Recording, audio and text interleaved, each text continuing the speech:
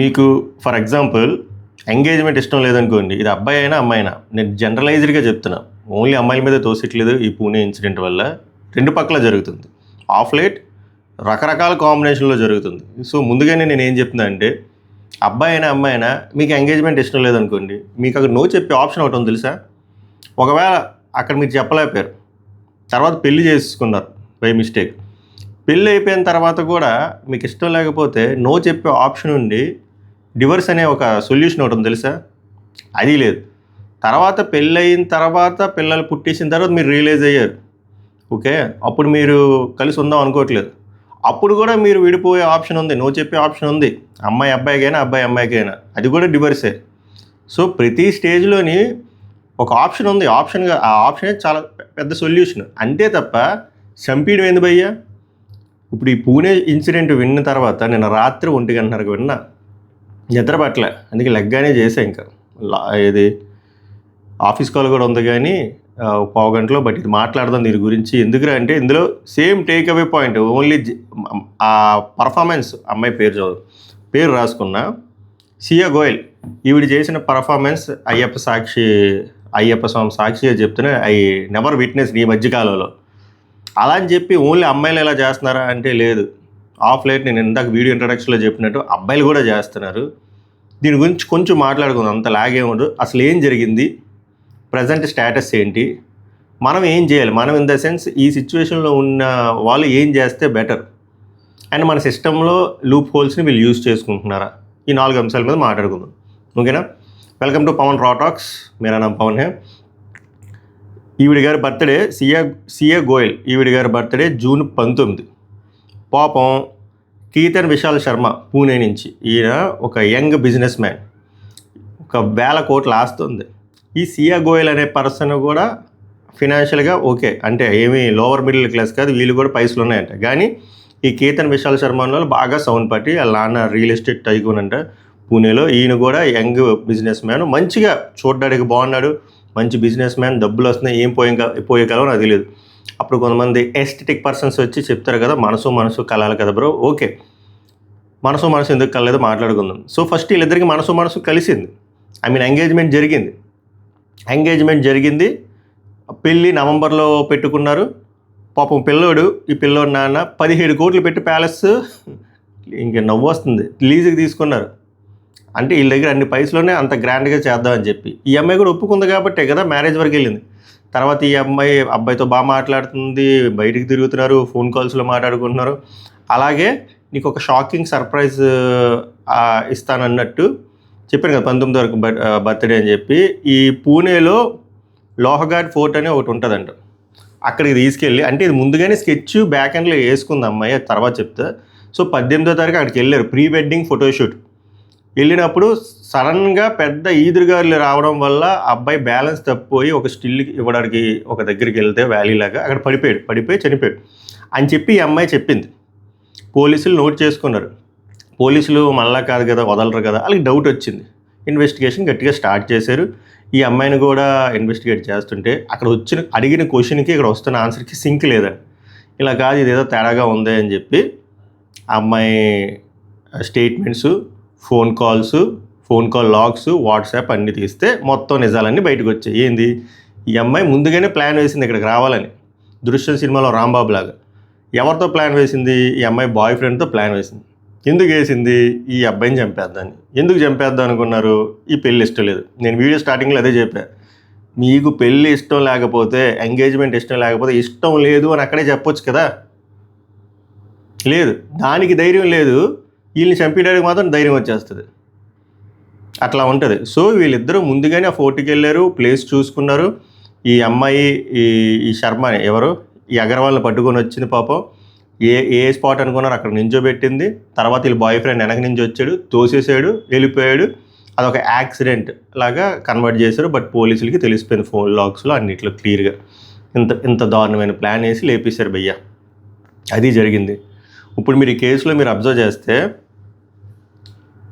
సరే అమ్మాయికి ఇష్టం లేదు, వాళ్ళు ఫుల్ సౌండ్ అయినా కూడా మనసు కలవాలి కదా, అమ్మాయి ఆల్రెడీ ఇంకొకరితో లవ్లో ఉంది అని చెప్పి. వీళ్ళిద్దరూ రిలేషన్లో ఉన్నప్పుడు వీళ్ళు పేరెంట్స్, అమ్మాయిల పేరెంట్స్తో మాట్లాడుకోవాలి. ఓకే, స్ట్రైట్ అవే ఒప్పుకొని ఉండరు. ఎందుకంటే ఈ అమ్మాయి కూడా సౌండ్ పార్టీ, మేబీ అటుపక్క అబ్బాయి సౌండ్ పార్టీ కాదేమో, ఆర్ సేమ్ క్యాస్ట్ కాదేమో, ఆర్ సేమ్ రిలీజన్ కాదేమో. ఫైట్ చేయాలి. ఎలా ఫైట్ చేయకూడదు, అక్కడ ఫైట్ చేయాలి.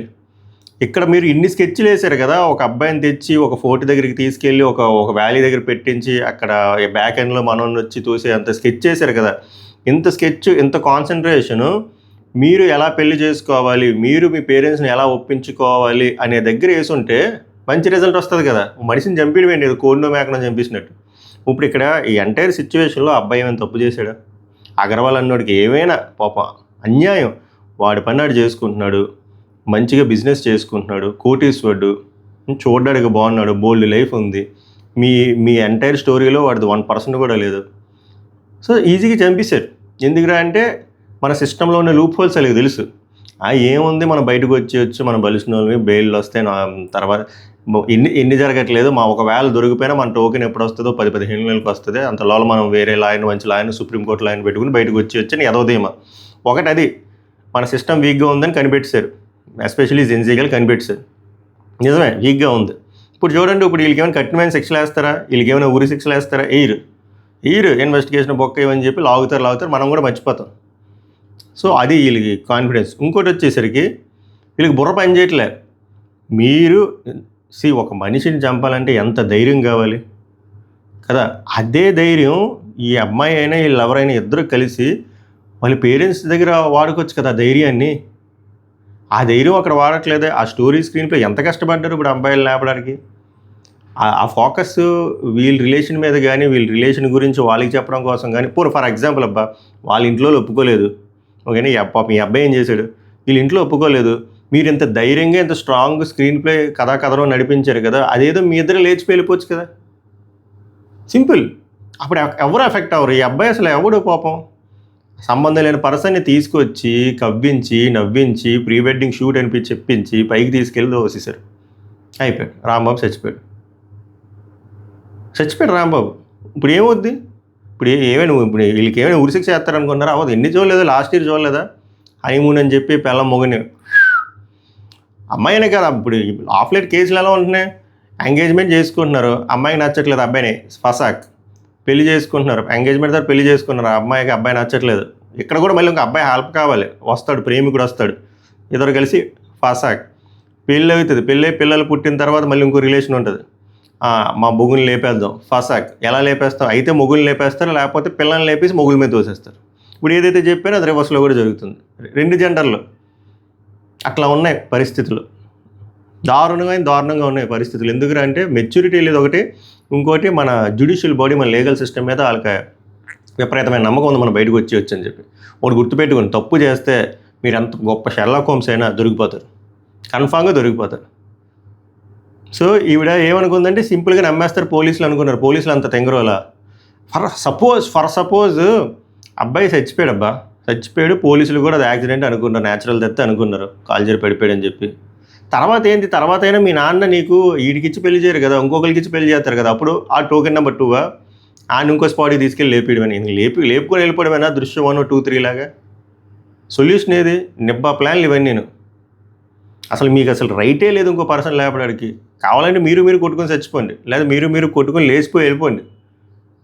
ఆర్ మీరు కొట్టుకొని పోయి మీ ఫ్యామిలీ వాళ్ళు చంపుకుని, అంటే చంపడమే రాంగ్. ఏదైనా అర్థం ఉంది? ఈ బాబు ఏం చేశాడు పాపం? ఈ బాబు తప్పే ఉంది అసలు? ఇది మ్యాటర్. అమ్మాయి దొరికిపోయింది, అమ్మాయిని అదుపులో తీసుకున్నారు, ఆ బాయ్ ఫ్రెండ్ గారిని అదుపులో తీసుకున్నారు. బట్ శిక్ష ఏమైతే వేస్తారో మనకు తెలియదు సార్. చెప్పాను కదా, మన జ్యుడిషియల్ సిస్టమ్ అంత గొప్పగా ఉంది. దీనిపైన మీ స్పందన ఏంటి? ఎక్కడ తప్పు జరుగుతుంది? మెచ్యూరిటీ లేకపోతే మన లీగల్ బాడీ తాలూకా లూప్ హోల్స్ కనిపెట్టా, లేకపోతే ఆవేశంలో తీసుకున్న డెసిషన్లా, దేనివల్ల ఈ మిస్టేక్ జరుగుతుందో కామెంట్ చేయండి. అలాగే వీళ్ళిద్దరికీ ఎటువంటి శిక్ష వేయాలి అనేది కూడా కామెంట్ చేయండి. నన్ను అడిగితే వీళ్ళు కూడా లేపియాలి ఫసాక్. Done understand? Okay, that's the object of the video. మీకు ఏమనిపించిందో కామెంట్ చేయండి. ఇప్పుడు వరకు చూస్తే మీకు ఇన్ఫర్మేటివ్గా అనిపిస్తే లైక్ చేయండి, కుదిరితే హై పాయింట్స్ ఇవ్వండి. సబ్స్క్రైబ్ చేయకపోతే వర్త్ టు సబ్స్క్రైబ్. పవన్ రాటాక్స్ నెక్స్ట్ వీడియోలో కలుద్దాం. సభకు నమస్కారం, ధన్యవాదాలు.